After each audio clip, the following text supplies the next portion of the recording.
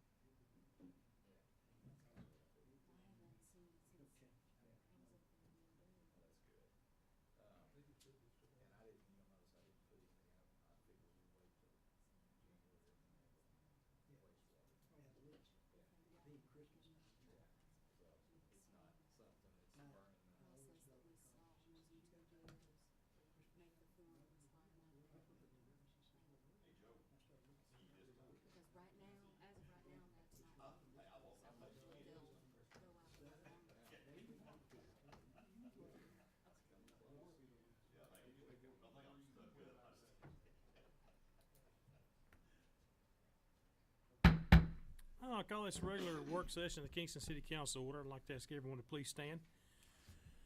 Mr. Childs, will you lead us in the pledge? Mr. Brown, will you lead us in the invocation, please? Pray with me, please. Our Father, we thank you again for a blessed day, allowing us opportunity to come here in the free country to do the business of Kingston. We want you to lead, guide, and direct us so we make the right decisions for our constituents, and keep everyone in mind of the season that's coming up, and the birth of your Son, and who died for us for our sins on the cross. And we give you praise and thanks every day. Amen. Amen. Allegiance to the flag of the United States of America and to the republic for which it stands, one nation, under God, indivisible, with liberty and justice for all. Thank you. You may be seated. Do we have any citizens that wish to address the council tonight? If so, please come up to the podium here, please.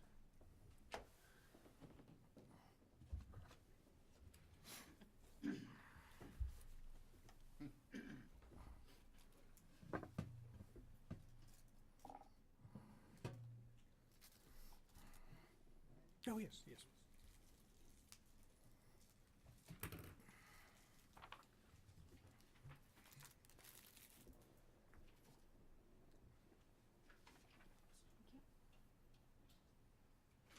Thank you, Joe.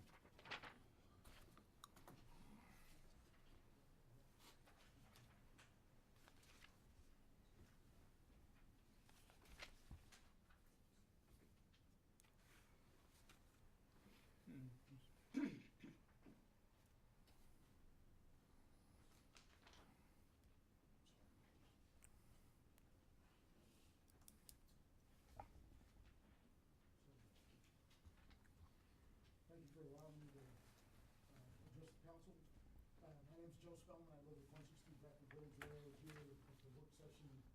I think it was back in November, and it was about the water bill in excess of $5,000 that I had from the leak with no surface evidence. I went through that. I've got the notes from my presentation attached to this just for reference. But at that time, my question was, why am I paying $3,000 in sewage charges if I know that the water network is delayed, but no action was taken and the charges remain on my account?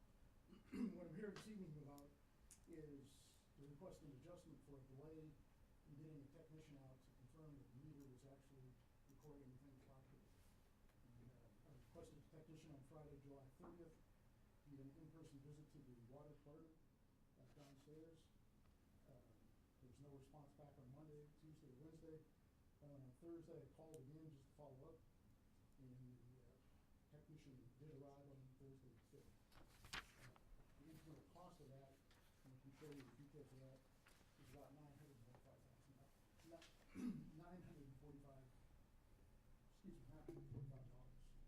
And my request is that the board authorize adjustment of $945 to the water bill for that delay and get the technician out to check it. And the basis for that is the table at the middle of the first page is just my billing statements for the last 3 months. And you can see I've got the tax, the water, the sewage, all the charges, and then the amount of days. So in May, I was spending about $6.50 51 cents per day. That's a normal water usage. Actually, that's a high month relative to the last 6 months prior to that. But I use that in there. And then when the water rate occurred, you can see that number went up to $40.39 a day. And then the bill from July 9th to August 9th was $132 a day. And if you look at the impact of the last 6 days, which is the July 30th to August 5th, that's $164 a day. So a 6-day delay basically increases the charge roughly $950. We've got the calculations piled into that. With the chart that's on the second page, it shows the water usage historically that we received from the water department. And you can see the last month on average, if you look at the average from July 9th to August 9th, it's 132,000. But if you look at the actual water rate for the last 5 days, or 6 days, when that delay occurred, then that bumps out to 164. So it's, you know, calculation, $164 a day minus my normal $6.51 a day water usage times the 6 days results in roughly $925. Mr. Bowling, you aware of the delay of why it took so long for somebody to get out, or is there any questions that we can? I mean, there's certainly nothing I have readily available. I mean, I'm happy to look into it, but I don't know. I know very little about it. Just what I heard in the few minutes before the meeting. I don't know. I know that he did come in. This is what I was told. I was not in front office, but I know that he did come in and talk to them just as he said. But I know there was also a phone conversation and another follow-up phone conversation that we could pull those phone calls if we needed to, or if we needed to do that. So. The wages, react to that. So I came in on Friday. Took work off, came in on Friday, and just backing up. I received the $1,000 water bill, and you get that about the 23rd of the month. You know, it closes on the 9th, and you get at least about 2 weeks before your water bill out. So once I got the first one, which was a $1,000 water bill, I called up and was going to go down and talk to somebody as on the 23rd of July. And I mentioned that in the last meeting that the entire office was closed due to COVID, I think on Friday, July 23rd. So the next Friday, I took off, came down, took off work, came down, and asked for a technician. I said, there's no water out here. There's got to be something wrong with the meter. Can you send a technician out? And the response I got, and this was new on Friday, is that I don't know, because it's Friday afternoon, I don't know if we get somebody out there today, or Monday will be fine. I said, that's fine. You know, I'm thinking I don't have a problem. I think I have a meter problem. I don't think I've got $160 going out the door every day. Mr. Spillman, I mean, I know you. So the phone call, maybe the follow-up call that I made on Thursday to see, has the technician come out yet? Have you resolved what the issue is? And surprisingly, the technician showed up about 20 minutes after I made that call on Thursday. You know, and I know you were here last month, and as we told you, we don't do adjustments anymore. And that's a hard pill to swallow. I mean, I explain this to people, and they go, they're charging you $3,000 for sewage you didn't leak. And the rationale is you charge somebody else for it, which you gotta have a better explanation than that. But anyway, that's not what I'm here for today. You explain that, and today I'm just asking for the delay in the technician getting out, confirming that the meter was not a problem. It took 6 days. And the meter wasn't the problem? The meter was not the problem. Okay. Well, I don't know. I haven't calibrated the meter. Our technician didn't check to see if it was the meter problem? He said the meter was operating properly. Okay. Do you have it? Volumes, last time I talked about the volumes of water that racked up, and it's, that's a separate issue, I don't have data to. Do you have any idea what kind of investigation we can look into and see what, if there's any kind of holdup? I still don't believe that that this water board will vote to give you any kind of adjustments. I can certainly follow up with Kevin in the morning to find out what the delay was in getting a technician out there. You know, that still doesn't, and you know, Mr. Spohn, that still doesn't mean that I have the authority to adjust the bill, but I can certainly get an answer as to what the delay was and get a better idea for that. But, you know, that's as far as I can really go. I would like to say on this, you know, this is really, I already thought this a while myself, and I wasn't gonna bring this up to probably next year, to be honest with you, if I was gonna even bring it all. But since Joe's here, I'm gonna just tell you what I was thinking, and I don't know all the rules and stuff like some of y'all do, but I believe if somebody has the insurance and the leak is not detectable, and you know, I sort of, maybe it's not fair to me, but if somebody didn't want to purchase the insurance, then they're on their own. But if somebody purchased the insurance and it went over that amount, I mean, I could imagine a single mother with 4 kids getting this bill. And I think us as a board either need to offer more insurance, which I will say this, most people won't take it because they say, oh, we'll never have that kind of leak. But, you know, I think since it's something like this, whether we can do anything for him or not tonight, I think in the future we need to reconsider something, because if the leak was not detectable and couldn't find the water because it was going somewhere underground, you know, that, I mean, I know all of us in here wouldn't be happy paying a $5,000 bill. And I know right now how we are, but I think in the future we need to consider something, either offer more insurance so at least they have opportunity to have it to cover something huge like this, or like I said, if you don't want insurance, then then that's their first responsibility of not taking it. So, but if they do have the $2,500 on something like this, I would like to see us be able to do something to adjust on something like this. And if not tonight, and of course this is a workshop, but in the future.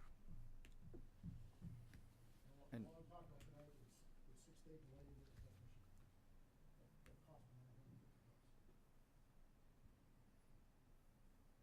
$950. And Were you Mayor, I at- think just to answer Councilmember Griffiths, I believe that the amount of coverage that we offer is the most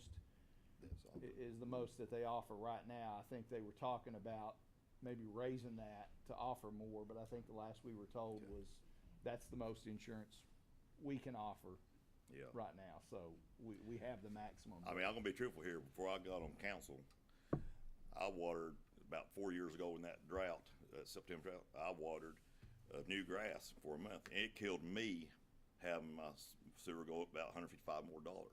So I could imagine if I opened a $5,000 bill, I might not be here tonight. I might have a heart attack. so that's what I'm saying. What can be done, I really don't know. But if something can be done on something like this, especially if they have the insurance, I like to see it done myself. Insurance covers water costs. It's the $2,000 sewage cost. So and I'm sure we went through this last month, did the water department call you about the high usage on the 16th of July? Yeah, the voicemail on the 16th of July.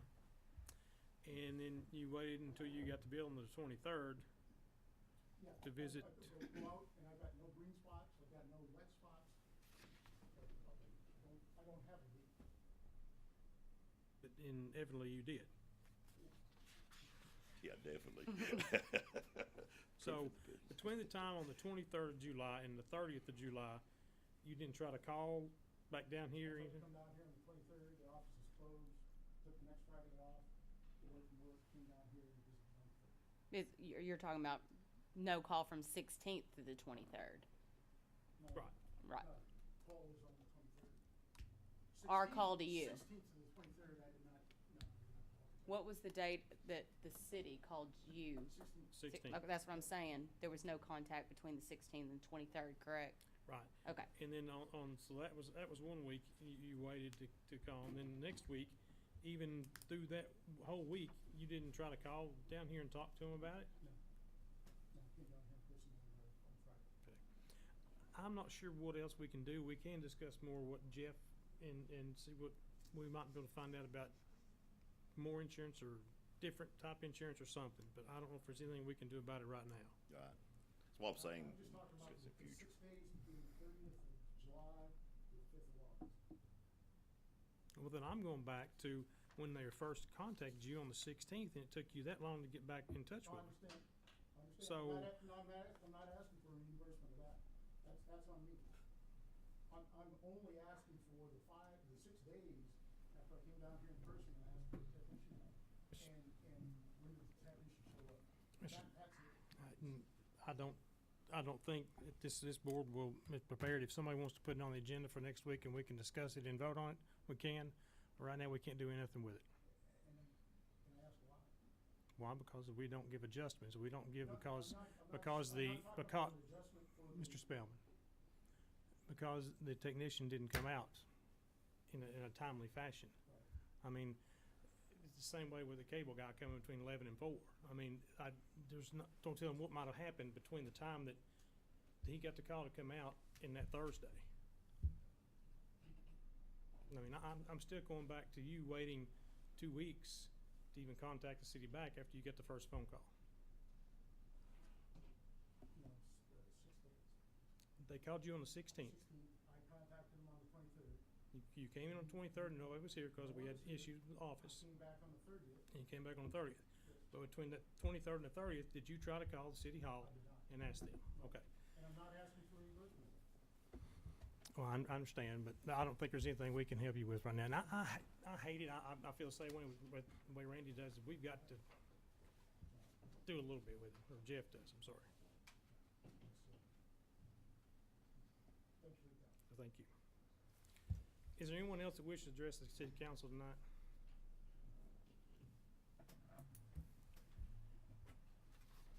All right, item 4, continued discussion of the purchase of a bucket truck for Public Works, tabled at the November council meeting.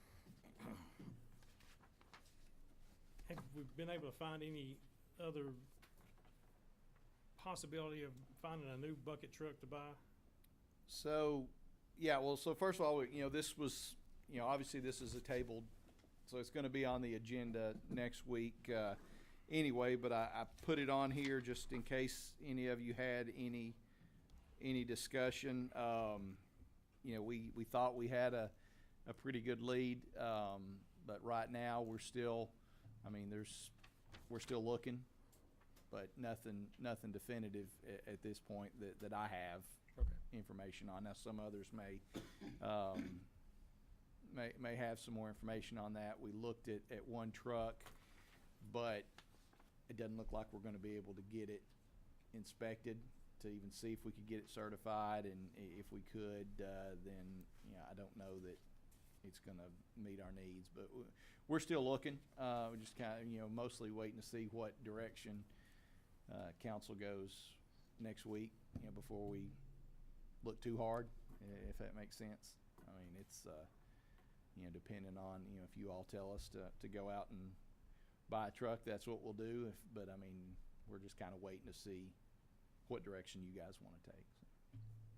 Mr. Childs? Do we know what the last day is for our 2 trucks that we have on govdeals.com? I believe they have been listed. What the I don't know off closing the top of date my is? head. They did not meet the reserve,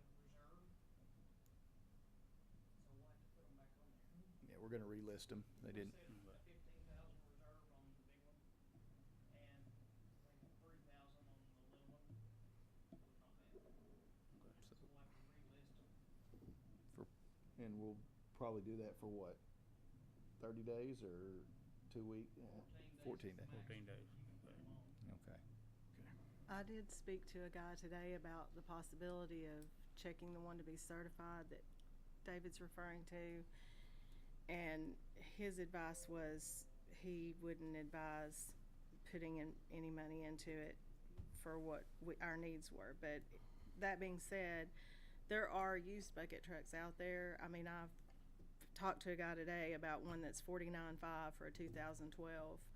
It's fully insulated, the whole nine, and there's and they're local. They're at Watt Road.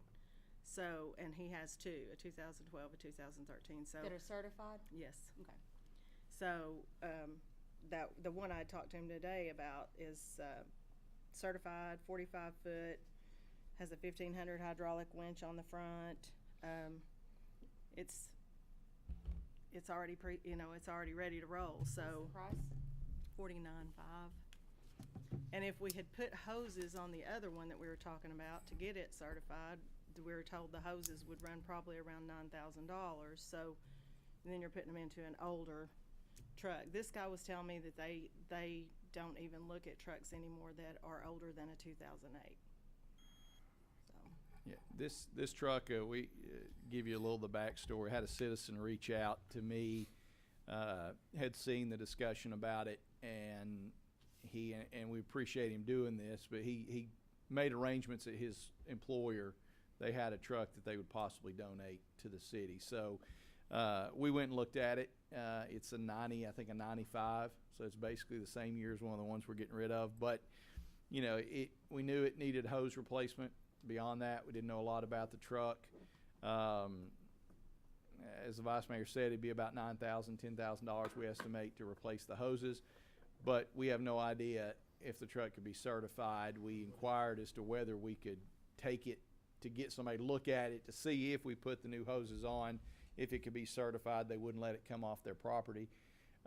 So, and then, another thing that concerns us a little bit about that truck is it's non-insulated, which our insurance may take issue with, around power lines. So, don't know that that's going to fit our needs. Again, really appreciate him thinking of us, but we did look at it, and we were willing to take it and get it looked at further, but like I said, they wouldn't let us take it off the lot, so really not a lot. I was looking through the prior city manager reports, and I noticed that Tim had made notes in there that he had reached out to find a bucket truck and that the bucket truck was obsolete. So the first thing I noticed was he found a company that does custom trucks, that they could get a truck within 4 months that is brand new that would be $100,000. Did he discuss? Do you know anything about that company? That was the one that we. The company we found that used one after the last time, custom trucks. Yeah, we taught it was the same company that we in Texas that we found the used truck. They had a used one that we were going to go look at, but he was the last conversation we had with him was he couldn't guarantee how far behind they would be on parts. They couldn't get them. So another thing I noticed is there what does PEP stand for? It's our insurance. Public Entity Partners. Okay. It's our insurance provider. Do you think it looks like on our 5-year capital plan that Tim has asked for a grapple truck next year to be funded at $127,000? I wish he was here because I would like to ask if the bucket truck is a higher priority than the grapple truck, because if possible we could fund a bucket truck instead of a grapple truck and move the grapple truck to another budget.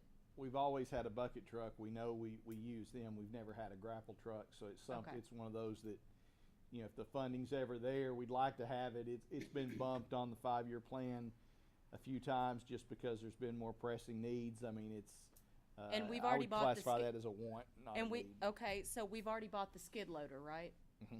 Yeah, we should have it soon. So and did we fund that out of our 2020 budget, or did that come out of the new funding that we acquired? That was funded out of the new funding out of that pocket. But and that's another that we've needed for several years, and we've kept ours patched together. But that's one of the pieces of equipment they use most. So that was more pressing. But yeah, to answer your question, a grapple truck would be nice. It'd make our lives easier during brush pickup, but that's a want, not a need. Even though it's in our 5-year plan, that doesn't necessarily mean that we were going to budget for that in 2022.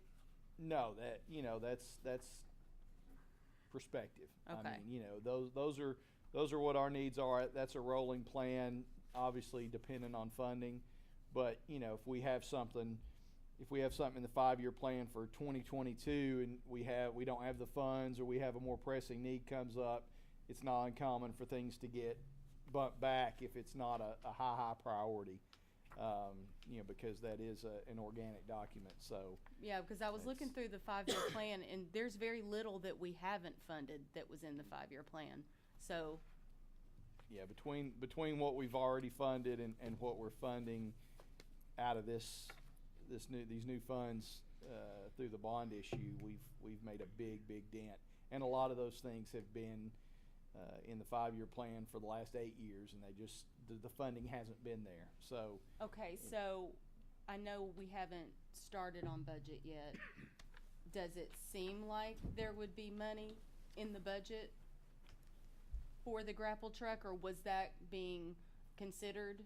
well, you know, that in my opinion, that's not the kind of thing, short of a tax increase, that you're ever going to address in your operating budget. Okay. You know, that's why we've looked at the fund balance for the last several years to fund our big ticket capital items, where, you know, as in the past, you know, we might have just borrowed for this, borrowed for that. You know, we've tried to get away from that. So that's why you look at a year by year, on a year by year basis, to see what the fund balance is, if it will support prioritizing, and everything on the capital plan for that year is not going to get funded. We know that. You know, you always have to prioritize, but, you know, we'll see. We'll just have to see where our fund balance is. I mean, we've done some things this year. You know, we didn't touch it last year. Mm-hmm. You know, this year we were able to do the trucks for the police department, the Parks and Rec, and the radios. So we hit some of those items. So what was the total of all those items you just named off? 300-some thousand. So, and you know, our fund balance is pretty healthy right now, but we'll just have to see. You know, we haven't been audited, so, you know, we'll see as we get into the budget where it is, and that's when we kind of make that determination of, is it worthwhile? I mean, ultimately, it's up to you all to decide what gets funded. But, you know, if I look at the budget and look at the fund balance and say, well, we can't afford to tap into the fund balance this year, we're not even going to bother asking for it. Okay. So we try to prioritize that. But, you know, to answer your question, $350,000 is what was approved in that budget amendment for this year. That's not to say that the fund balance couldn't absorb more, but, you know, we don't want to max it out. So that's And what the we felt. Christmas lights, they came out of, That was money that you all had appropriated into the capital fund that was set aside money. So that wasn't. that came out of capital fund. Yes. And this, so I'm not saying that the fund balance couldn't take that, but, you know, it is, you know, that's all that we have taken out. for Because I'm this. kind of having a little bit of heartburn paying $60,000, $70,000, $80,000 on trucks that are already 10, 11 years old and already need repair work. I mean, you know, in a normal situation, you know, me personally, obviously, you know, you would think the logic is you pay a little more and get a brand new truck. They Right. just don't exist right now. Right. So that's kind of what's made this extra complicated. But, you know, And so to even order a truck, is that something, if it's a year out, 6 months out, is that something you have to put an order in for now, and then delivery is however many months away, or you wouldn't put the order in until they're available? I would say right now, I mean, and you know, keep in mind, we haven't looked too deep into it because Right. we haven't had money. Right. But my guess would be that most of the places that are taking orders Okay, probably have a list, and they're going to get filled first before, because, you know, that was the comment that was actually made to us is, you know, once trucks are available, they'll be gone before they ever hit the lot. So, you know, that's why he's saying it could be 2 or 3 years before you actually see new trucks sitting on a lot that you can just go buy. So, and there was one other thing.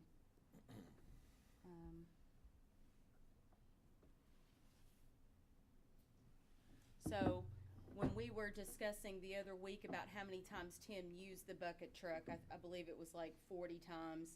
If you rented a bucket truck for every time, say every instance was 1 day, and you had to rent a bucket truck for that one instance, and say that was 40 times. And I think we talked that the rental fee was like $350 a day. That's still only $14,000 a year. So you could get by on renting a truck for 6-7 years for the cost of a used bucket truck that has no warranty. Correct? Yeah, I mean, it's easier, for something, you're like Christmas light, putting up Christmas Right. lights, you know that's coming, when you're gonna do that. But if a traffic light goes out, yeah, you're having to go and get I help. get I mean, that. so it's a little harder because, you could get in a situation hypothetically where the truck's rented out. They don't have one. But, I think it's, about $1,300 a week. I don't know if they rent it by the day, or not, but it's, so, that's ballpark what you're looking at there. But, it's a tough one simply because, like you said, with a used piece of equipment, I mean, you don't know. Yeah, because the bucket trucks we have now are 30 years old. Yeah, I mean, they were worn out when we got them. But, basically, I mean, we were thrilled to have them, but we knew that their lifespan. And, that's what we kind of hoped with this truck that we went and looked at potentially to be donated was, is that something we could put 10 grand in that might buy us a couple of years? Right. And then look at buying one. But it just doesn't sound like that particular truck. Because it's not insulated. Yeah, and it doesn't look like it would be certified. It's I think. not certified either. But and I didn't even have a conversation with PEP about it being non-insulated because we didn't get that far. But if we could find a used truck that we could get donated, even if we had to put a little money in it, if it could get certified, because I think the certification is good for 2 years. Right. Then maybe in 2 years we look at doing something. Okay. So we were certainly open to that. It just didn't pan out with this particular truck. But Okay. Thank you. All on those, keep looking. That's yeah. I have a couple of things, Tim. On the guy that I talked to today, he actually has an equipment company at Watt Road, so they also buy new. He told me he was having problems getting new trucks, that the date he's looking at is 2 years down the road to get new trucks. The used one that I did talk to him about today doesn't have anything wrong with it. It's not going to need any repairs. But also, when we're talking about renting, the 45 times that I had mentioned before for Tim's department was for two things, was for trimming trees and for streetlight repair. That's not the only things it's used for, and that didn't include any of the times that Park and Rec uses the truck or any other departments during the year. Specifically, I know Park and Rec does. So I don't think it would be feasible to try to rent a truck for all those times. We've just spent, $4,000 renting this one to get the lights up and down. So we'd end up having more money out in rent than we would have paid for a used truck. Well, and we hope, if like we're going to relist those two trucks. Hopefully they'll meet reserve, or at least one of them will. And that could be $25,000 that we could apply towards something. But we just got to see what they bring. And, Yeah, I'd like to see what they bring. Well, since these two trucks that's under 50,000, would they be worth at least? I'm not saying buy. Would they be worth at least looking at and see if the mileage and stuff's not that bad on their 4-wheel drive, 2-wheel drive? Would that be worth checking into or not? It's 4-wheel, the one I know one of those trucks, maybe both of them, have pretty high miles, but that's not what they're certified on. So, it could be a truck that drives around the country. It could have driven at 5,000 miles to work for an hour. If they're certified, we could certainly go look at them and see. And like I said, I think the certifications are good for 2 years. Beyond that, you don't know, I mean, until you look to see the shape of it, but. I mean, they are close by, so. Yeah, well, it depended on, my preference would be to wait and see how it goes, the conversation goes next week. I mean, I hate to go engage a salesperson and look at trucks if, if it's something we don't end up having the money to buy, I don't wanna go shopping with empty pockets, but if, if council wants us to go that direction, we'll certainly take a look and see. Well, I what's think out it's at least there. worth discussing whether we do or don't. Did you say the one for 49.5 was the insulated truck? It is. It is. What would be the possibility if we took our 2 trucks, had them come look at them and see what they would give us on trade-in on those, if they would do that much? Didn't you say that, is it the company that said that they don't let things come off their lot that aren't certified? No, that's Oh, the one okay. that was No, gonna that's be a different one. donated. Oh, okay, gotcha, okay. Question, how big was these trucks? Did I hear 50-something foot? 45 foot is the 2012. So who's writing the specification for these vehicles that we're looking for? That's bigger than the truck that you wanted to go buy in Texas. Yeah, I can't remember what Tim said his ideal truck would be, but I think the one that we rented is about the size truck. I would think so. The only problem he had with the one that we rented is it doesn't have outriggers on it, which made him a little uneasy, but he said Oh. if it had outriggers, he said that would be the perfect truck. The one we looked at that was potentially gonna get donated, I think was an F800 or something. It was a huge truck, way bigger than what we needed, but had it worked, it would have been free, and beggars can't be choosers, but, so. This is an F550 Ford Versa lift, if that tells anybody anything. And it's 45 foot? It says height, working height, 45 foot. Oh, working height. So that's wrong. That's not the size of the truck.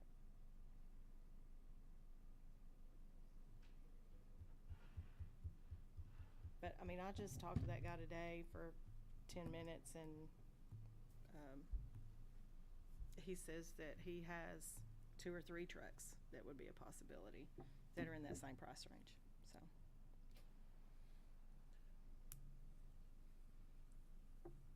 Can you get Tim to go look at those trucks and see? And even when Tim goes up, see if they would do a trade for the 2 we've got, and just kind of report back to us on it. Okay. It's on the agenda anyway for next week, so. Okay. Assuming he's taken off the table, but, yeah, I'll have him do that. Discussion of Parks and Recreation Commission recommendation for the filling of pending vacancy and recommended changes to Title II, Chapter 1 of the City of Kingston Municipal Code. Ms. Humphries. The code you all have in your packet, it's the one we discussed before, and it was postponed to the next meeting. It's just changes to the code with a few minor things David had helped me out with and tweaking it a little bit, and things that would help the board, that the board were interested in seeing changed.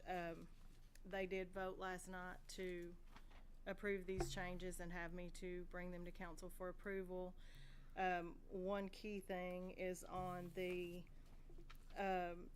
membership. If someone who does not come to the meetings, then they are automatically off the board. If they miss 3 meetings during a calendar year, that's all in there. But right now, we have 1 vacancy left by Sammy Frog, and that's who we had asked for applications for, interest letters. And as you know, we got 4, but come to find out, one of the members who has not attended in over a year, Debbie was able to get a hold of him, and he is going to send in a resignation letter. Hopefully, we'll have that within the next few days, so that will mean 2 openings to the board, and we have 4 people interested. So last night, the board voted to recommend for the seat that's open by Sammy Frog, Michael Greenwell. And if we receive the letter from the other member, which opens up another vacancy, to appoint Linda Townsend to that. That's the Park and Rec Board's recommendation. Well, according to this city code, if there is a vacancy by other than expired term, that the appointment shall be made by the mayor. So the council wouldn't have to- Exactly. council would not have to vote on on the second one if that comes through. Did Sammy expire off or resign? Expired. Okay. Sorry. So you would be appointing the second one? Mhm. Okay.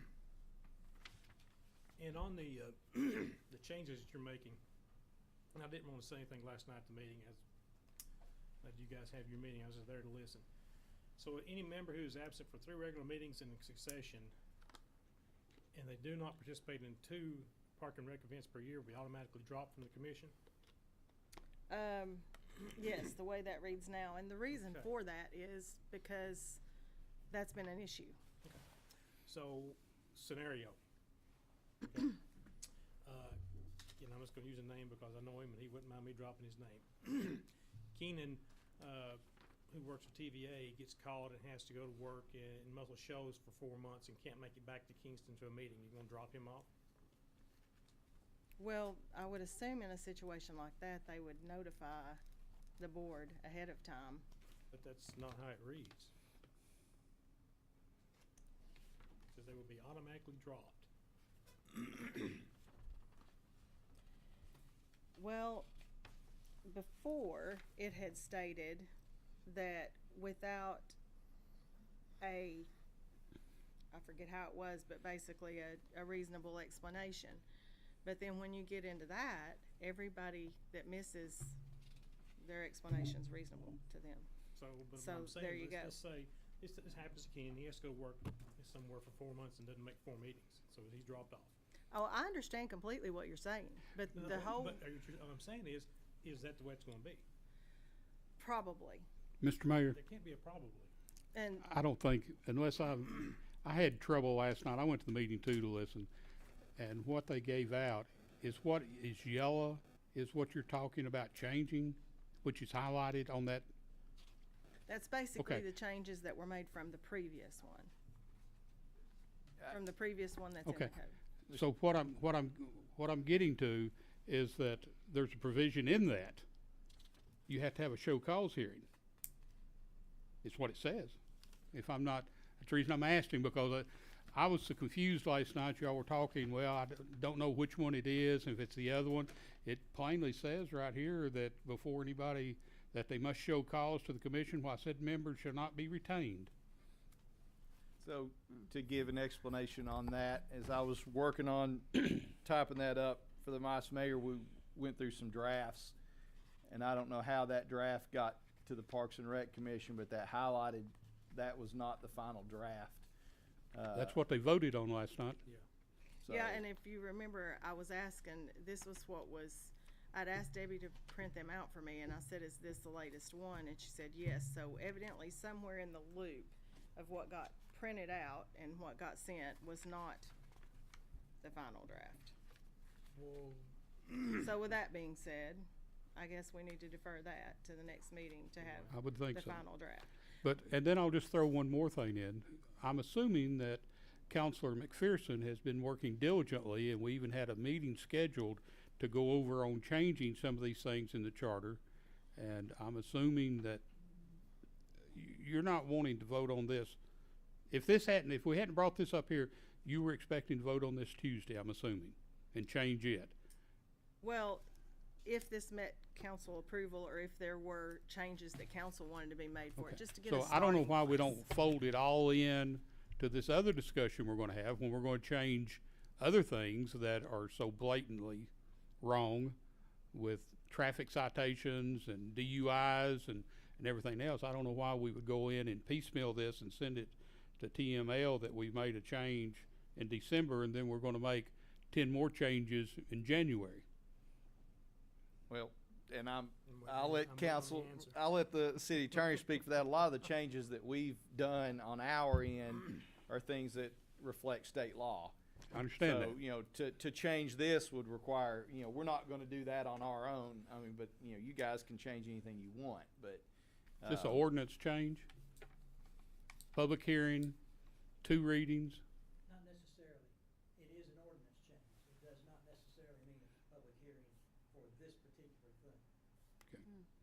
But we don't even have that ordinance, right? No, we don't. I think, But yeah, I I think the Vice Mayor's probably right. I think you probably need to at least put it off until January and let us see where we are.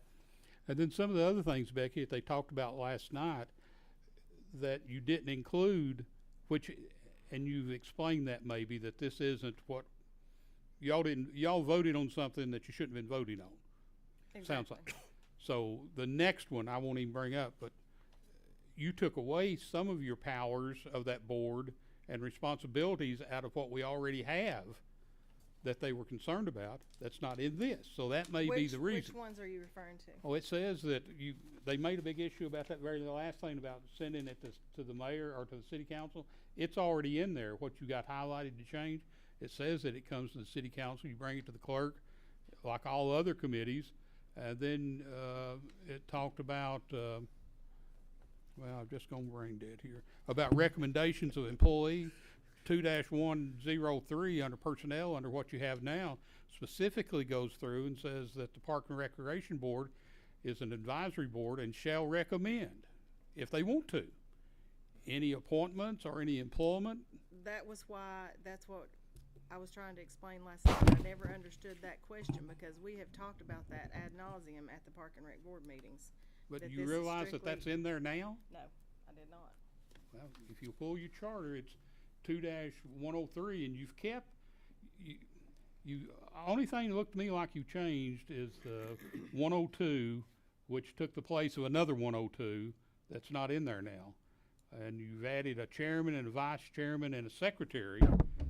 But then I read your notes, your minutes, and you've appointed a city employee who's not a member of the board as a secretary, which I think, according to what you've spelled out in here, that a member of the board has to be the secretary. Anyway, I don't want to talk no more. That's because I'm not looking at what you're representing. Well, here's the thing. Debbie has always kept the minutes. Joanne used to do that before she left. When she left, Debbie took it over. So everybody wanted to know why she couldn't continue to do that as secretary. I didn't know if there was any reason that she couldn't, being as Joanne did for all those years, and then she stepped in from doing it from Joanne. Is there a reason she can't do that? Oh, I'm just saying that, again, it may not be in this next one, so that's the reason I said I'm kind of hesitant now, because it didn't jive. We just need to wait until you go back. It may all change again, is what you're saying, is that some of the things that you thought were in there is not in there, and then some of the other stuff. So, I mean, we can sit here And and one talk about it. thing that, that was being brought up last night too, and I don't know if you all heard all of that, but one thing that I had talked to David about, a change that they had talked about wanting to make was as far as funds that went through Park and Rec. And, that it doesn't work that way anymore. It's strictly advisory. They don't have their own budget. Money that comes in comes to the city. It doesn't go to Park and Rec. So there have been many discussions and reiterations of this, but definitely need to postpone it and have it all nailed down. And if you would do one thing, the statement was made last night that all this changed when David Bowling became the city manager. Oh, I didn't make that statement. I didn't say you did. I just said the statement was made talking about the appointments and all this stuff was all happened when David Bowling became the city manager. That is not true. The city council of the city of Kingston passed a rule and regulation that everybody would advertise and it would come through. He didn't have a thing to do with it. We Right. did that as a city council. So somehow or another, some of the members are not getting the exact information on how the city of Kingston operates, I guess is where I'm coming from. But I just want, if you'll pass that on to your members, Oh, I will that gladly. wasn't a David Bowling decision, and he did not change the way we do things. And it keeps referring in your minutes about bylaws. We haven't It's had not bylaws bylaws. in years and years And I have and explained years. that several times. This is not bylaws. Yeah. This is a change to the code. The Park and Rec used to operate a totally different way. It was changed by council. Yeah. It's strictly advisory now, but all you can do is explain that. And have you changed the meeting date? we did change the meeting date. A lot of the members were having problems getting there. It won't take effect till January per the Y'all regulations. know about that? Cause but- it's gotta be published and all that kind of stuff. There's an Well- avenue to change times and meetings. The committee, I don't think, can arbitrarily do that. It says, according to this, at the beginning of the calendar year. Okay. They So, I can mean, change that's- at the beginning of the calendar year, so that's why it That's was supposed here. to take effect in January. Have you ever thought about meeting quarterly? No. Okay. That's all I have, Mr. Mayor. Anybody else got anything else? I think we're gonna have 4 names to put on the agenda for Tuesday night. So what are we doing on number 5? Just adding the recommendations who they're wanting to put on in So we'll vote on one person. one person, yeah. Okay. And did you ever get the letter, do you know, Becky? Not to my knowledge. Debbie receive anything today? Wait, Okay. did Parks and Rec make a recommendation? Yes. And that'll be on Tuesday?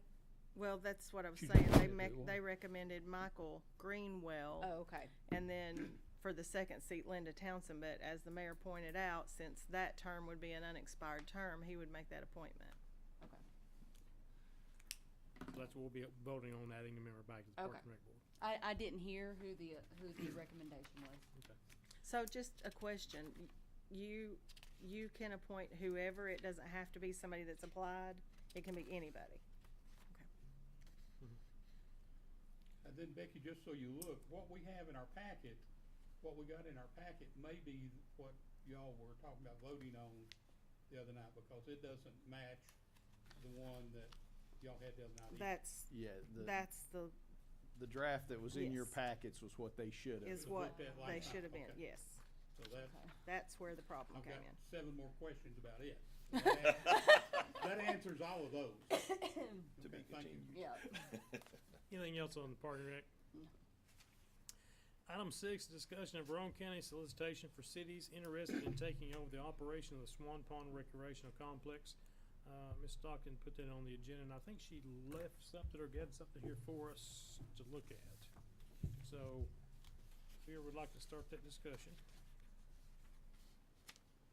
Well, as you all know, you and Councilmember Brown were at the Park and Rec Board last night, and they felt really strongly that the city should pursue that. I know Jamie Davis is here, board member, who specified that KOC would be willing to partner with us on that. Jamie, do you want to say anything? Say, I'm not willing to go that far.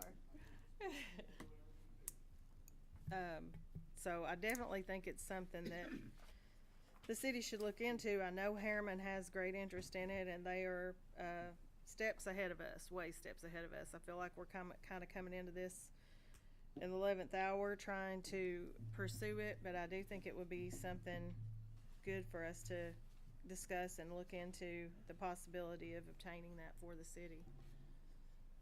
Do we And know if how we many do thousand? attain this, That's fine. I'm sorry, you want me? Yeah. Okay.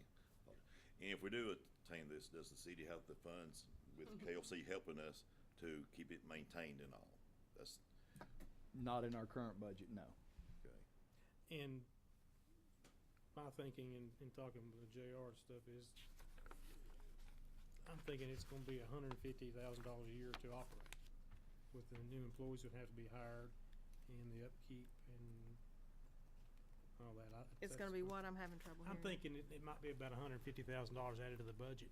And that's For at the that. current facilities that are there? No, that's, I guess, with the new facilities. Current facilities, you probably handle them pretty easy. The soccer fields, right? Yeah, the soccer fields. I mean, I'm all for improving stuff for our kids Yeah, in Kingston. So if it can be done right, I mean, apparently Harriman has some kind of motive where they think we can do it right. If we think we could do it right and afford it, then, no, I'll be for it. But then if we can't, then, of course, no use to pursue it. Yeah, I don't see where we're gonna come up with the $4 to $5 million to build these fields. As Jamie sits on our community center ad hoc committee board, and we're getting ready to return to you all a report that we cannot afford a new community center. So we're getting ready to turn down a new community center. this will be $4 to $5 million. That's the county's estimate to finish out this park. And for what benefit? I mean, even the fields that are there now, whoever runs them, it'll still be the same. I believe in part of the TVA lease agreement, there cannot be a subleasee. That means that it's a possibility we can't even like if a tournament director came to us and said, I need to rent your entire facility for a tournament, I'm not so sure we can even do that because it's a public facility. We can't block off the gate and charge fees to get in because it's a public access area. So there's a lot of strings attached on top of how much it would cost to finish out. I just don't know where the money's going to come from. I think you're right. I mean, obviously, there's, all we have to go by is the county's lease. I would assume that a lease with a city would be very similar, but kind of coming in at the tail end when all that happened, I don't think the intent was for that ever to be a for-profit facility. Right. And but to go back, I mean, again, that's y'all's decision to make, and I'm not weighing in, my 2 cents on that. But in terms of do we have the manpower, even with the soccer fields, I would say absolutely not. We do not have the manpower to do that with our current staff. I mean, my phone rings off the hook every summer when the grass in the dog park or the grass along the lakefront gets that high, and it's all these guys can do to keep up with it now with what we have. And you're talking about adding even more fields and travel time and fuel And the TVA lease states that we must mow that facility every 7 days from March until November. Yeah. So I mean, if you all want to do that, again, we'll make whatever work you all say, but plan on additional manpower, additional equipment, because we're taking. I mean, it's a 70-acre facility. I don't know how much of it is currently used, but just the soccer fields alone, you're looking at a lot of mowing and a lot of weed eating. Oh yeah, I was talking to JR. That grass is very specific. They spent a lot of money on it. Mm-hmm. It's the nicest soccer turf that you're going to find, and it takes a little bit different upkeep. And they even specify in the lease agreement what type of fertilizer. I mean, everything. So it has to be, because TVA paid to have the turf put in, so it has to be maintained a certain way. And I'd have to go back and look, but I think there's language in the county agreement that if you don't do that, they'll go in and do it, and they'll And bill you charge for you. it, so. Mr. Childs. I forgot, the lease. Okay, if it did go, would we be leasing it from the county or would we be leasing it from TVA? Because if the county's got it and they're giving it up, I mean, would that come? So the lease would be between a city and TVA. I don't know why the county honestly is involved in picking who gets it, because they're getting out of the lease agreement. So I don't know why that's kind of like if you were renting an apartment from somebody and you were moving out, you pick who your replacement's going to be. That's why they're still wanting to be on it. I mean, it's a lot of unknowns here. I mean,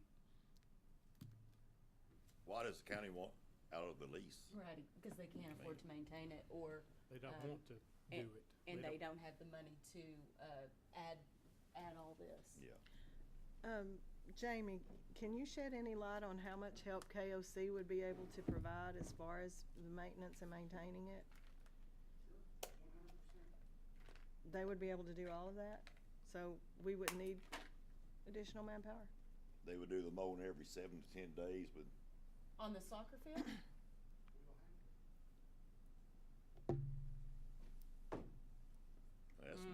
that's I mean, big.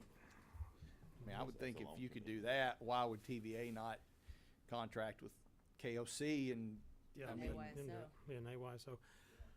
Well, Keenan was talking about AYSO would provide help for us also. That's not at Park and Rec. Don't know why the county wants out of it. It's my understanding they just don't want to deal with it anymore. But as since Stephanie brought up the community center, as you know from being there last night, Paul Rogers pointed out to you that he was in charge of bringing to us possible locations for a community center. He did bring that up. So would it be possible, is there enough land there that if we did take this over, is there enough additional land? Not if you build the 4 baseball fields. Well, not only that, but from what I've read in the lease, TVA can come along and tell you to leave in 30 days. You got to have all your crap and gone. So us putting a $7-8 million community center on that piece of property would Outside not the be city. outside the city of Kingston It would have to be annexed. would not be good. And I'm all for us doing a baseball complex. I've got a little bit of issues that being that far outside the city, and issues with being a lease that we're going to put money into. That the only way we're going to be able to afford it is to raise taxes. And what did you tell me earlier, Mr. Brown? 35 cents. isn't 30. it? 29 to 30-something cents. Raise Over taxes. 30 years to come up with a ballpark estimate. It's around the same money we were talking about for For the community center. community It's center. about 35, could be up to 45 cents tax increase. And it's according to how big it was with those plans that I brought the other night for Morristown. I Right. mean, their population's 5 times theirs, That's right. and it was a 25%. Yeah, I mean, that's the heartburn I got with it, is it being so far outside the city. Are they even gonna get off on our exit to get there? Right, are they gonna come through Kingston to get there? How would we recoup the money back to pay the note? That's Right. a big thing. I don't see So it. we would not be able to have tournaments there and charge fees? Now that, I don't know. And That would be big there. That's what I think everybody's thinking, that we would be able to have tournaments there, charge fees, and I mean, I don't think it's allowed today in the lease with the county. so the county wouldn't allow that. That's the reason I'm with Councilman Childs. I don't understand, if the county doesn't want it, why do you have to go in front of our letter that they sent us said that you gotta go before Mike Beard and Ron Berry? Why you got to go through those two when they're gonna give it up and they make a decision, or the board or those two or somebody makes a decision? It would seem to me that TVA would be the one making that decision, because if you TVA look at, would be, because see, the lease calls for $1 million worth of insurance to be in effect, and if it changes and it's got a name TVA, like everything else, there's $1 a year fee, which is nothing, but then we got a 30-day deal. I don't think it's a good deal contractually for the county. yeah. well, and the lease is signed by Ron Woody and the TVA. Yeah, I mean, they've already built a pavilion / concession stand, bathrooms, and a utility building out there that they utilize now. So when they leave, sure, they're not going to make them tear it down. So I'm assuming that but anyway, let me get back onto the point I wanted to make. I think it's a done deal. I think that there was a resolution that was put before the county commission that Monday night to give it to Harriman. If it hadn't been for a Kingston commissioner asking to have it put off, they would have voted and given it to Harriman. And that's what I think told he you. did that to give us time to. And that's what I told your committee last night. I spoke to a couple of them over in Harriman, and I know that they already have an elaborate presentation put together.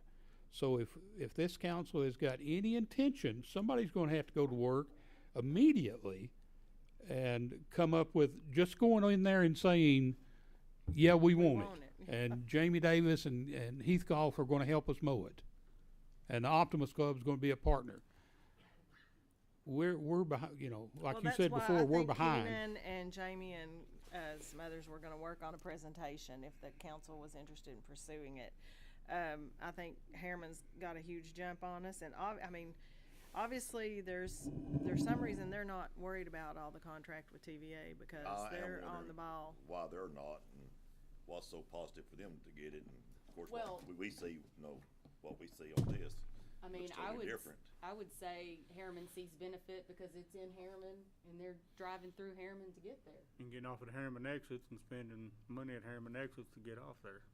I mean, And whatever benefit Kingston would get, we're gonna get, if Harriman owns it, the only difference would be if we could charge for facility use. And we're not clear if that can happen, because Harriman, they may not even be thinking of charging for outside tournaments. They may just be, because they don't have a facility like that in their city. They don't have, I mean, I guess they do have some. They're talking about charging for facilities. I've already talked to them about, Do you know if they've discussed it with TVA yet? not that I know of. Okay. They Because, called me I wanting to know the schedule of hosting a Dixie Youth World Series at that facility in 4.5 years. So they're gonna foot the bill, I'm assuming, take out a loan to build the facility? They're, yeah, I I'm don't sure. wanna, Yeah, they're like us, they'd have to borrow the money, I'm assuming. yeah. And how many thousands of dollars have they already put into it? Cause I was told they had aerial views and all this stuff lined up, what they were gonna do. David? Yes, I'm sorry, Mr. Poling. I was just a couple things. One, in regards to the facilities that are there now, per their agreement with the county, once the county terminates that agreement, they have 30 days to remove anything that's been built on that property, or it becomes property of TVA. So the restrooms, the pavilion, everything the county built, once the county surrenders it within 30 days, they either have to remove it or it's TVA. So that was that. And again, I'm trying to be careful not to give you my opinion because you haven't asked for it. But one thing, just as a point of concern, that I think anybody who gets that ought to keep in mind is that facility is about to be retired, and nobody knows, including TVA, what the next plan for that property is. And it could be completely conceivable that you go in, somebody goes in, builds a couple $1 million worth of ball fields, and we've decided to lease that out to cover it with solar panels. You got 30 days or 60 days notice that we're terminating the lease. That could absolutely happen. Yeah. And so I think there's a lot. Because it's a 30-year lease and not like a 100-year lease. Yeah, it's a 30-year lease, but either party can break it with 60 days notice. So that's and TVA's going to put that in there with whoever, so they can have flexibility over that property. I just think there's so much uncertainty over so it's really not a lease at all. Yeah, there's so much uncertainty as to what's going to take place on that site that I think that's where. All right. So, yes, Mr. Rivers. Just things, so this is such a big concern. One thing I'll have for future us or whomever, is there a place in Kingston where if we ever want to invest in a sports complex where we could? Since you can tell this is a big issue to a lot of people. Well, we've went over this in the community center ad hoc committee. There is property available. The problem is, we can't afford to buy it. That's the biggest issue.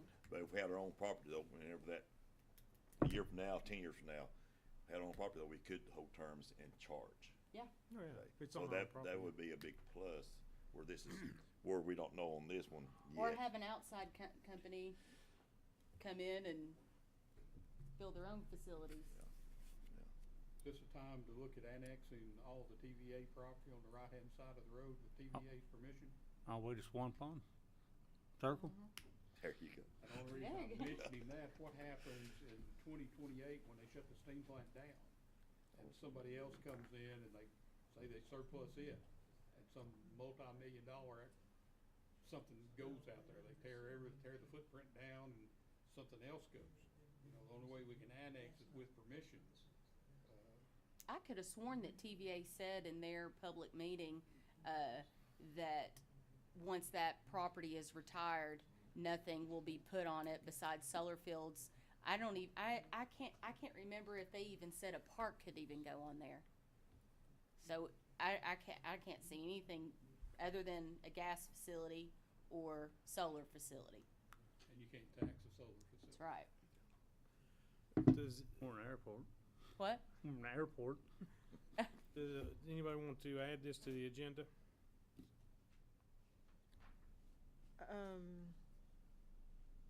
I want to add it to the agenda. We can vote on it, and then it'll be voted on. Will this have a funding note? Mm-hmm. I don't know how we can vote on something that we don't have a funding source or how much it costs or. I mean, obviously that, you know, if the city council voted to pursue this and if it was awarded to the city of Kingston, then, you know, in the budget, you would have to, I mean, if you entered into this agreement, you're obligating yourself to maintain it. So you would have no choice but to fund that. But- You've got somebody who's asked to put it on. You need to put it on, and then you can discuss those things next week. Well, Okay. I just have a question about the timing.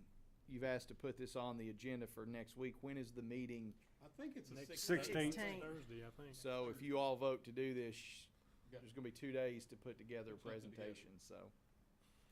Well, Thanks. supposedly some of the park members are working on it now. I'm not asked to do it, then more power to That's you. a lot of pressure. All right.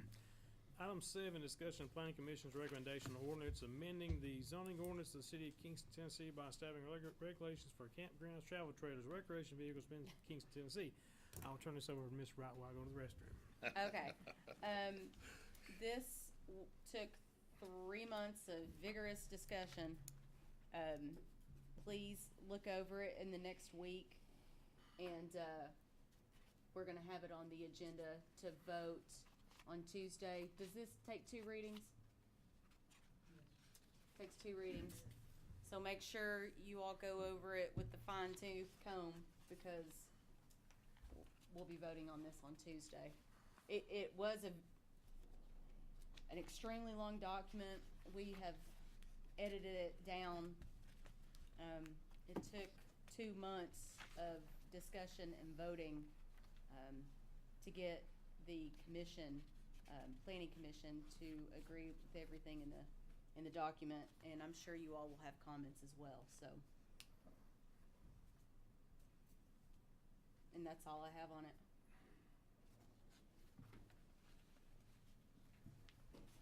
And I'm happy to ask any questions on Tuesday, or in the meantime, if you wanna direct your questions through Mr. Bowling, I'd be happy to answer any of them over the week.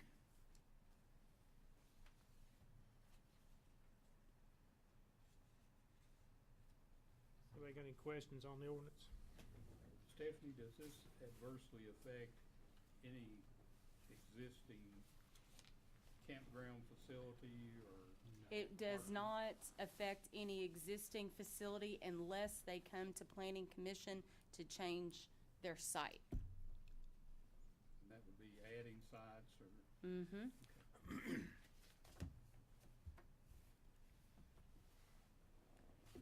Any other questions? We'll put it on the agenda for first reading next Tuesday. 8, discussion and appointment to fill 3 expiring terms on the library board. Mr. Griffiths? Yes, 3 of the terms is running out, and the 3 members would like to have them back, and right now we have no other ones interested in it. Carolyn Brewer, Savannah Washam, and Kelly Smith. And Kelly's, when she took it, when she stepped in, we voted her in. She has done an excellent job, really involved, enthused about it, and they've been overall faithful to come to the meetings. So just my suggestion next week that we vote them back in. All right, so we'll add that to the agenda also. Item 9, discussion appointment of filling an expired term on the Historic Zoning Commission. Mr. Bowling? You have 1 vacancy. The member is willing to be reappointed to a committee that, When was the last Met. time this committee met? I've been on it for 8 years and we've 1940. never met. 1947, I believe, so, but he was willing to continue serving. It's one of those boards we have to have. We have to have We it. have to have it? Yeah. Yes. Okay, well, I was getting ready to ask. We Yeah. have a historic zone. Zoning, yeah. Yeah. Yeah, it's set by statute, and he is willing to serve again. And not only that, if we ever participate in the Tennessee Downtowns program, we have to have a board, a historic zoning board anyway. I just wanted to make So sure. is there no requirement to meet Evidently even not. once a year or any? Not We unless need that at some- Park and Recs. Well, I tell you what, they probably were gonna meet when there was some, building projects possibly going on around the cemetery. there was talk of calling a meeting to order them because it's in the historical zoning area, and it never came in front of them to approve, so. Do they even know each other? Yeah, we all know each other. You gotta pay better than I do. All right. Discussion of authorization for the city manager to solicit RFQs for engineering and administrative services for future ARP projects. So I'm finally up on the agenda here, so usually I'm not that deep, but, Who writes the agendas? I don't know. Some guy's not worth crap. But anyway, so I wanted to bring this before you. Obviously, we now have half of our ARP money, and we're getting close to the time that we're going to have to start talking about projects, and plan on trying to get something like that set up after the first of the year. Obviously, we've been having conversations internally, Kevin and I, and talking about some things that we think could potentially apply. One of the biggest things we're going to need to do for your benefit is start putting cost estimates to some of these things, so when we come to you with a list of potential projects, we can give you an idea of what they're going to cost. Engineering will be very helpful in that. Not everything we're going to do ultimately is going to have to be engineered, I don't think. We haven't seen the final rulings, but there are definitely going to be some things we're potentially going to do with this money that's going to have to be engineered. Yeah. My fear is that as it gets too deep into it, there's not going to be any engineers Left. worth their salt that are going to be taking on new clients. So, and the same for administrative services. Obviously, we're going to need help in administering this just like we would a big grant.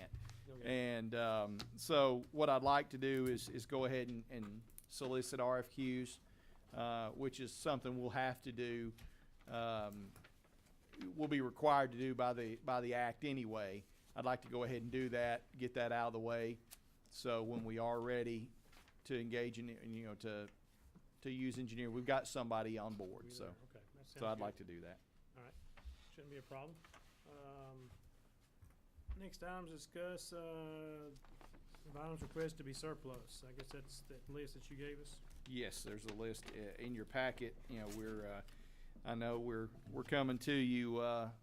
Seems like monthly with these things, but we're trying to Bring them. get some of this stuff off the books, and it's just taking a while to get everything together. We'll have more, but this is what we have for you this month. When you sent the totals of what we've made off of surplusing, It's profitable. yep, I think Park and Rec said they would have a lot next perfect. month.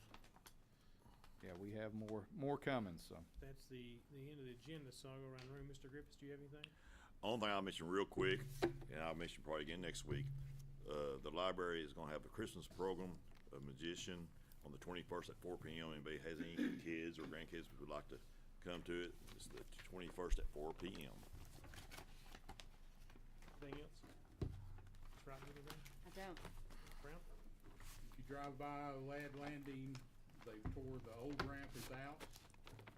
They're working 3 days a week, 12 hours a day, and this is good. I mean, it's out. There's nothing there. They're smoothing it back out, getting ready to pour it, and they're gonna pour it on plastic in the parking lot, and they'll push it. So if you've never seen anybody do that, that is a spectacle. JR's left, but that may be something that we keep this piano and we have music and popcorn and stuff, try to make a little money out there. Also out at the ball field, had a meeting out there the other day with RU and David and 2 or 3 others. The weather kinda got them, but they were gonna start setting poles to do the electrical stuff. That's a lot of things are happening in and around in Park and Rec, and I think people will be happy with the lights.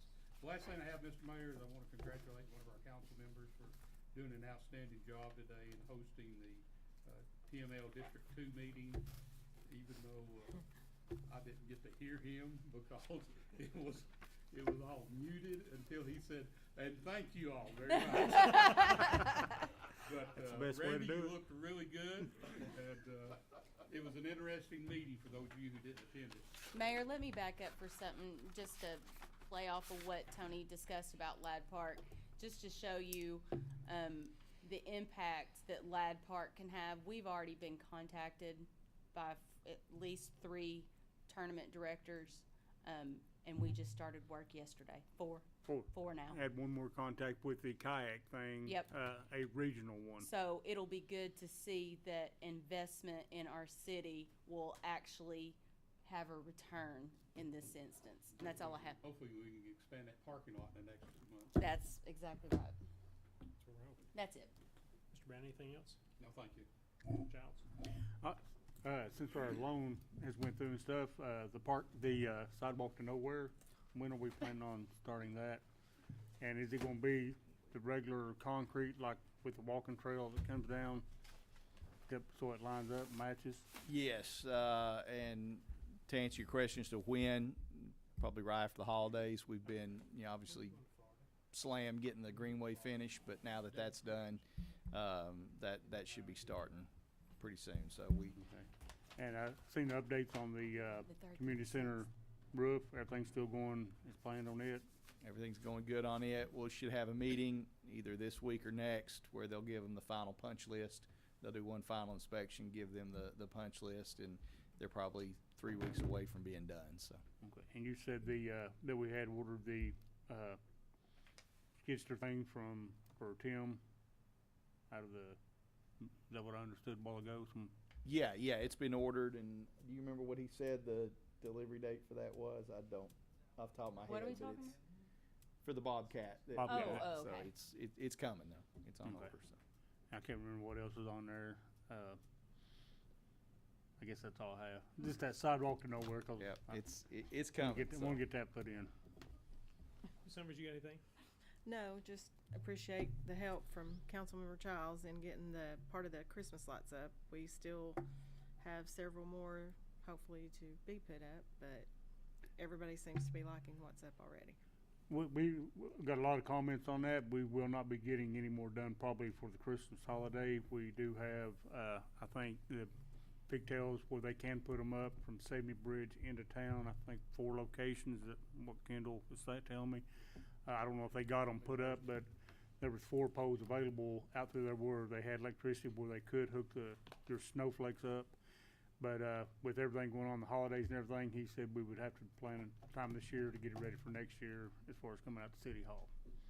But I've had several emails and comments about us working with REU, working together, and that the Christmas lights look really good, and the ones that was the big issue stretching across, everybody liked them, looked really good. There's actually, I think 3 more that would go across Kentucky Street, but may not be able to, probably won't this Well, year. those lights require a guide wire on each pole going down, cause those lights, the weight of them will pull the poles in together. That's why we had problems getting the 3 Yeah, and up some that of we the did. poles weren't even wired for these lights, so they had to do all the wiring as well. Yeah.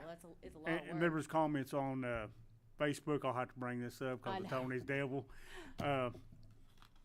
They was asking why REU would do it. Well, they're our service provider, so would we call HUB or volunteer? I mean, they are Right. our REU, and I've talked with REU, with Kendall and them. Like I said, council members have called and complimented, sent text messages, and had several people. Really good job for REU.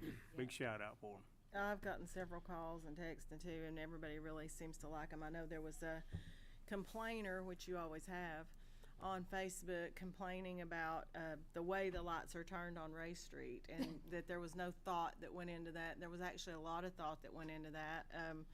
Tim did not want any lights turned the other way on Ray Street because the post lights are so close to the road that if the will take interstate 'em out. was shut down and there was any traffic, big truck would take them all out in one pass.